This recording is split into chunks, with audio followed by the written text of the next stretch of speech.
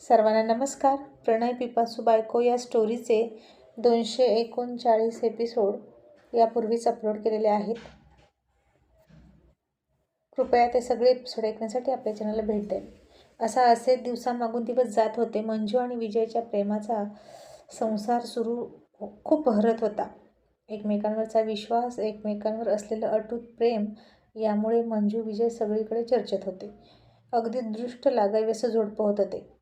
एकमेकांना भरपूर भांडायचे, शिव्या घालायचे, पण संध्याकाळी एकमेकांच्या कुशीतच असायचे. आणि त्यासोबतच मंजूचा अभ्यासही सुरू होता.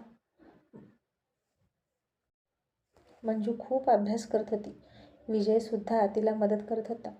आणि मंजूनं प्रिलियम परीक्षा दिली आणि तिचा रिझल्ट लागला. ती पास झाली होती. पण त्या विजयाचा आनंद साजरा न करता, त्यातच गुंतून न राहता मंजू पुढच्या तयारीला लागली. कारण अजून तिला खूप मोठा पल्ला गाठायचा होता. तिची खूप मोठी स्वप्न होती आणि ती पूर्ण करण्यासाठी मेहनतसुद्धा तितकीच जास्त करावी लागणार होती. आणि तेव्हा कुठे स्वप्न सत्यात उतरवणं किंवा स्वप्न साकार होणं म्हणजे काय असतं हे कळणार होतं.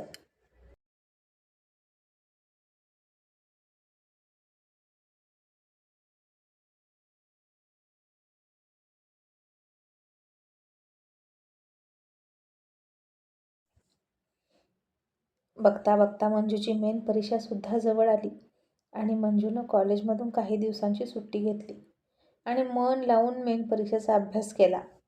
तो पेपरही तिला चांगला गेला आणि त्यातसुद्धा मंजू चांगल्या मार्कांनी पास झाली. आणि आता मंजूची निवड मुलाखतीसाठी सुद्धा झाली. आणि मुलाखत म्हणजेच MPSCतला तिसरा टप्पा असतो, शेवटचा पडाव असतो. आणि यामध्ये सिलेक्ट व्हायचं असेल तर मेन परीक्षा आणि मुलाखत यांचे एकत्रित मार्क पकडून तुमचं मेरिट लागतं. आणि त्यानुसार तुम्हाला उपजिल्हाधिकारी, मग त्यानंतर DYSP, तहसीलदार, नायब तहसीलदार, गटविकास अधिकारी अशी पदं दिली जातात. आणि मुलाखत म्हणजे महाराष्ट्रातील नागरी सेवा परीक्षांसाठी मुख्य परीक्षेतील यशस्वी उमेदवारांची व्यक्तिमत्व चाचणी आहे. या मुलाखतीत उमेदवारांचं ज्ञान, संवाद कौशल्य, चालू घडामोडींवरील जागरूकता, समस्या सोडवण्यासाठी क्षमता, मानसिक तयारी तपासली जाते. अंतिम निवड यादी मुख्य परीक्षा आणि मुलाखतीतील गुणांच्या आधारावर तयार केली जाते. आणि मंजू विजयनं घेतलेली ऑफ व्हाईट रंगाची साडी घालून आली. दोन्ही हातात हिरव्या बांगड्या, कपाळाला टिकली, भांगामध्ये कुंकू आणि गळ्यात लॉंग मंगळसूत्र आणि वर चेन आणि केसांची डिस्को वेणी घालून गेली होती. विजय आणि तिचा भाऊ तिच्यासोबत गेले होते आणि ती आत गेली. तिथे U आकाराच्या टेबलसमोर मंजूला उभा करण्यात आलं आणि तिथं खुर्ची होती, त्यात बसायला सांगितलं. मग आधी तिचा बायोडाटा विचारला. मग तिचं general knowledge, history, geography, general science, politics, बुद्धिमत्ता, मराठी भाषा, साहित्य या सगळ्या विषयातले सगळे प्रश्न तिला विचारले. पर्सनल रिस्पॉन्सवर आधारित असलेले आणि आणखीन काही प्रश्न विचारतात जो त्यांच्या पदवीचा मुख्य विषय आहे त्याच्याशी निगडीत. आता मंजू मराठीची प्राध्यापिका होती म्हणून तिला तिच्या विषयीचेच निगडीत प्रश्न विचारले. आणि आत्तापर्यंत तुम्ही कोणती कोणती पुस्तकं वाचली हे विचारलं. मंजूनं त्या पुस्तकांची नावं सांगितली, अगदी लेखकांच्या नावासहित. आणि मग त्यावरच आधारित पुढचा प्रश्न विचारला की कसं जगावं माणसानं, याबद्दल तुम्ही काय सांगाल. आणि मग मंजू आता बोलायला लागली आणि म्हणाली, आयुष्य म्हणजे सुखदुःखाची ऊन सावली. जसं दुःख असतं तसं सुखही असतं आणि त्या दोन्ही एकाच नाण्याच्या दोन बाजू असतात. सुखाशिवाय दुःखाला किंमत नाही, दुःखाशिवाय सुखाला चव नाही. हे दोघे सख्या भावासारखे असतात, हातात हात घालून चालतात. माणसाच्या आयुष्यात दुःख नसतं तर त्याला सुखाची किंमत कळलीच नसती आणि प्रत्येक दुःखाच्या मागे लपलेलं सुख शोधता आलं पाहिजे. माणसाला नशिबापेक्षा जास्त आणि वेळेच्या आधी काहीच मिळत नाही. नशिबात आहे तेवढंच माणसाला मिळतं हे जरी खरं असलं तरी माणूस स्वतःचं नशीब स्वतःच्या हातानं घडवतो हेही तितकंच खरं. तुम्ही जितके चांगले प्रयत्न कराल तितकं तुमचं नशीब उघडणार. आणि आता इफ यू डोंट माइंड, पण माझ्या नवऱ्यानं सांगितलेली एक ग्रामीण भाषेतली गोष्ट तुम्हाला सांगू का? माझे मिस्टर त्यांना जे सांगायचं आहे ते छोट्या छोट्या कथेतून खूप छान समजावून देतात, असं मंजू म्हणाली. आणि मुलाखत घेणारी टीम म्हणाली, येस ऑफकोर्स, आम्हाला आवडेल ते ऐकायला. कारण आता त्यांना मंजूचं बोलणं खूप आवडलं होतं. तिची ओघवती भाषा आणि सांगण्याचं कौशल्य फार आवडायचं. तिच्या तोंडातून निघणारा प्रत्येक शब्द म्हणजे फालतू नव्हताच, तर काहीतरी घेण्यासारखंच होतं त्याच्यातून. आणि मंजू म्हणाली, माणसाला आयुष्यात दुःख देणारे विंचवाचा डंखसुद्धा मिळतात आणि फुलपाखराचे पंखसुद्धा मिळतात, पण माणूस ते डंख लक्षात ठेवतो, पण आयुष्य सुंदर करणारे फुलपाखराचे पंख लक्षात ठेवत नाही. कारण माणसाला स्वतःचं दुःख कुरवाळत बसण्याची सवय लागलेली असते. आपण नेहमी आयुष्यात मिळालेले डंखच बघतो, पण आयुष्य फुलवणारे फुलपाखराचे पंख बघत नाही आणि त्या डंखाकडे बघता बघता आयुष्यात हसायचंच विसरून जातो. पण ज्या दिवशी डंख विसरून आपण ते फुलपाखराचे पंख बघू, तेव्हा आयुष्य सुखी होईल. इतक्या छोट्या आयुष्यात ते फुलपाखरू किती आनंद देऊन जातं. इतरांना ते खूप आनंद वाटतं आणि आपल्या माणसांना इतकं मोठं आयुष्य असून सुद्धा असं का जगावं? का आनंद वाटू नये? माणसांना मिळालेलं इतकं मोठं आयुष्य हा शाप आहे असं म्हणावं का? असं म्हणून मंजू थांबली आणि समोरून प्रश्न आला, तुम्ही सर्वात जास्त प्रेम कुणावर करता? ती लगेच म्हणाली, नवऱ्यावर. पुन्हा तिच्या उत्तरावर तिला प्रश्न विचारला, का? तुम्ही तुमचे आई वडील मुलं यांच्यावर प्रेम करत नाही का? मंजू म्हणाली, मी त्यांच्यावर प्रेम करते, पण तुम्ही सर्वात जास्त कोणावर प्रेम करता असं म्हणालात, म्हणून सांगितलं की नवऱ्यावर प्रेम करते. कारण आयुष्यातला सगळ्यात जास्त काळ मी त्यांच्यासोबत जगला आहे. आणि मग पुन्हा समोरून एका महिलेने प्रश्न केला, तुमच्या हातात नेहमीच अशा हिरव्या बांगड्या असतात का? आणि भांगामध्ये कुंकू? ती म्हणाली, हो, हे माझे सौभाग्याचं चिन्ह आहे. तिला पुन्हा विचारलं, पण तुम्ही इतक्या वेल एज्युकेटेड, शिकलेला असून तुम्ही हे मानता का? आणि मंजू न घाबरता त्यांनाच प्रश्न विचारत म्हणाली, का नाही मानायचं ते सांगा. आणि समोरचे गप्प बसले. मंजू म्हणाली, मानणं न मानणं तुमच्या मनावर आहे. शेवटी तुम्हाला ज्यात आनंद मिळतो तसं तुम्ही राहावं. आणि मला यातच आनंद मिळतो, कारण माझ्या नवऱ्याला मी अशीच आवडते आणि त्यांची आवड तीच माझी निवड. ते हॅप्पी असले की मीही हॅप्पी असते. आणि सगळी धडपड माणसाची आनंदी राहण्यासाठीच तर असते. कुणाला मोकळ्या वेळात पिक्चरला जाऊन फिरायला जाऊन आनंद मिळतो. मला मात्र मोकळ्या वेळेत माझ्या नवऱ्यासोबत वेळ घालवला की आनंद मिळतो. सिंपल. आणि मग समोरून पुन्हा तिला विचारत टाकणारा प्रश्न आला, तुम्हाला जर संधी दिली सगळ्यात आधी काय बदलाल? मंजू म्हणाली, विभक्त कुटुंब पद्धती बंद करेन. जे कुटुंब एकत्र राहतील त्यांच्यासाठी स्कीम वाढवीन आणि एकत्र कुटुंब पद्धती मी पुन्हा सुरू करीन. कारण एकतेत खूप मोठी ताकद असते.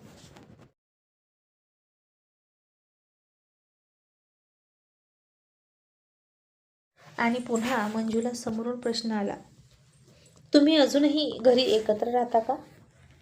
मंजू म्हणाली, मी माझ्या प्रयत्न केले आणि माझ्याकडून आम्ही एकच आहोत. मरेपर्यंत एक राहू. कारण वेगळं होण्याची सुरुवात आधी मनापासून होते आणि मग घरं वेगळी वेगळी होतात. आणि मी तरी मनानं वेगळी नाहीच. त्यामुळे आम्ही एक आहोत. कारण तुम्ही जगाच्या पाठीवर कुठेही राहा, एकमेकांविषयी असलेली आपुलकीची भावना फार महत्त्वाची असते. आणि ती म्हणाली, कधी संधी मिळालीच तर स्वतःच्या आयुष्यावर कादंबरी लिहिण्याची सुद्धा फार इच्छा आहे. कारण खूप काही साठलं आहे, असं मंजू म्हणाली. आता तिच्याच उत्तरावर समोरून प्रश्न आला, एकत्र कुटुंब पद्धती आणि समाजहित आणि राष्ट्राचा विकास आणि पर्यावरणाची सांगड कशी घालाल? आता प्रश्न विचारणारे काही कच्चे नसतात. आणि मंजूसुद्धा तयारीचीच होती. आणि ती म्हणाली, एकत्र कुटुंब पद्धतीत एकच घर असेल, त्यामुळे आणखीन माणसं घर बांधण्यासाठी जंगलं तोडावी लागणार नाहीत. लाईट वाचेल, पाणी वाचेल, सगळंच वाचेल. एकाच गाडीत जर सगळे प्रवास करून गेले तर हवा प्रदूषणसुद्धा होणार नाही. खर्चही वाचेल, पेट्रोलही वाचेल. पण इथे विभक्त राहिल्यानंतर 2 टाळक्यांसाठी मोठं घर बांधावं लागतं आणि सगळंच सेपरेट येतं. आणि आता समोरच्या इंटरव्ह्यू टीमच्या चेहऱ्यावर समाधान दिसत होतं. आणि पुढचा प्रश्न, आयुष्यातली सगळ्यात मोठी तुमची आठवण जी तुम्ही विसरू शकत नाही ती कोणती? मनावर कोरलेला असा एखादा प्रसंग कोणता? मंजू म्हणाली, वार सोमवार, वेळ दुपारची आणि ते मला बघायला आले होते उसात. आणि असं मोजकं उत्तर देऊन मंजू गप्प बसली. पुन्हा समोरून विचारलं, तुमचं आयुष्य तर तुमच्या नवऱ्याभोवतीच गोलगोल फिरतं, असं का? आणि मंजू म्हणाली, का नाही फिरणार? कारण त्यांनी त्यांचं संपूर्ण आकाश माझ्यासाठी उंच भरारी घेण्यासाठी मोकळं केलं आहे आणि मला ते सफिशियंट आहे. मग समोरून प्रश्न आला, तुमचा आवडता हिरो? आणि मंजू पुन्हा म्हणाली, माझाच नवरा. त्यांच्यासारखा अँग्री डॅशिंग. आता प्रौढ आहेत, पण तेव्हा यंग होते आणि असा अँग्री यंग माणूस मी आजपर्यंत बघितला नाही. आणि तितकाच हळवा आणि प्रेमळ आणि चावटसुद्धा. ते माझे अशोक सराफ आहे. खूप हसवतात, असं मंजू म्हणाली आणि सगळेच हसायला लागले. आणि पुन्हा एक वयस्कर सदस्य म्हणाले, सकारात्मक दृष्टिकोन म्हणजे काय? आणि मंजू म्हणाली, तुमच्यासमोर समुद्र आहे. त्यालाच आपण ज्ञानसागर म्हणू. खूप जण तिथे जातात. कुणी पाय धुतो, कुणी आंघोळ करतो, तर कोणी त्या उसळणाऱ्या लाटांकडे बघून स्वतःचं दुःख हलकं करतो, तर कोणी आनंदित होतो, तर कोणी मोती वेचून आणतो. आणि ते मोती वेचणं म्हणजे ज्ञान घेणं. तुमच्यासमोर पेला अर्धा भरलेला आहे आणि अर्धा रिकामा आहे. त्याच्याकडे बघून एक जण म्हणतो ग्लास अर्धा रिकामा आहे, तो निगेटिव्ह असतो. आणि दुसरा म्हणतो ग्लास अर्धा भरलेला आहे, म्हणजेच तो पॉझिटिव्ह असतो, सकारात्मक असतो. आणि पुन्हा समोरून विचारलं, त्याग म्हणजे काय?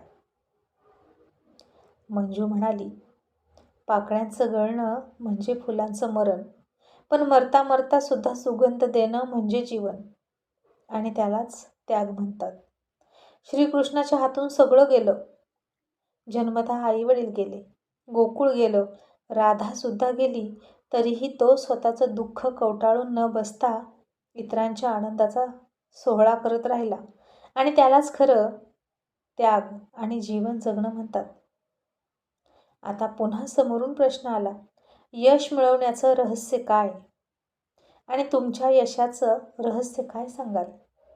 आणि मंजू म्हणाली, जो पायानं चालतो तो फक्त अंतर कापतो, पण जो डोक्यानं चालतो तो यश मिळवतो.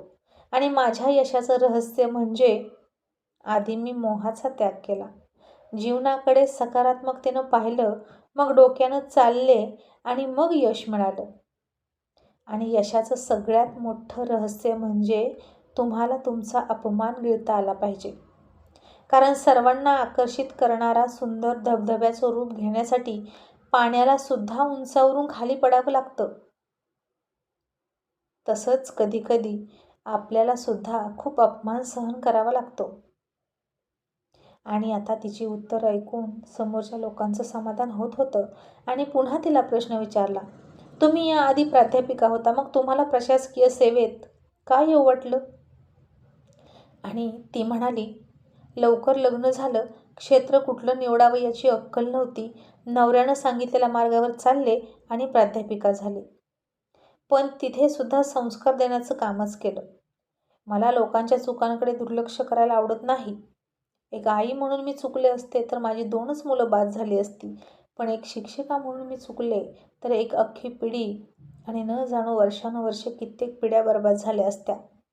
म्हणून मला चुकायचं नाही. आणि प्रशासनात येऊन मला लोकांना शिस्त लावायची आहे.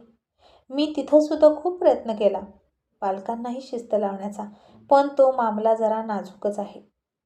कारण आपल्या शासनानं नको इतके सेन्सिटिव्ह कायदे बनवून ठेवले आहेत आणि शिक्षकांना खूप घाबरून सर्व्हिस करावी लागते आणि मला तिथं वाव मिळत नाही असं वाटतं. आता इतर उमेदवार 10-15 मिनिटात बाहेर येत होते, पण मंजूला चक्क 33 मिनिटं मुलाखत घेण्यात आली. कारण तिचं ते ओघवत्या भाषेतलं आणि यापूर्वी कधीही न ऐकलेलं वक्तव्य ऐकतच राहावं वाटायचं. ती पाठ करून आली आहे असं वाटतच नव्हतं. पुस्तकात सापडणारी उत्तरं तर कुणीही देईल, पण अशा प्रश्नांची उत्तरं ती तिच्या मनाने देत होती आणि मनाला येईल ते बोलत होती आणि बोलणारच, कारण प्रश्नसुद्धा अचानकच विचारले जायचे, मनाला येतील ते.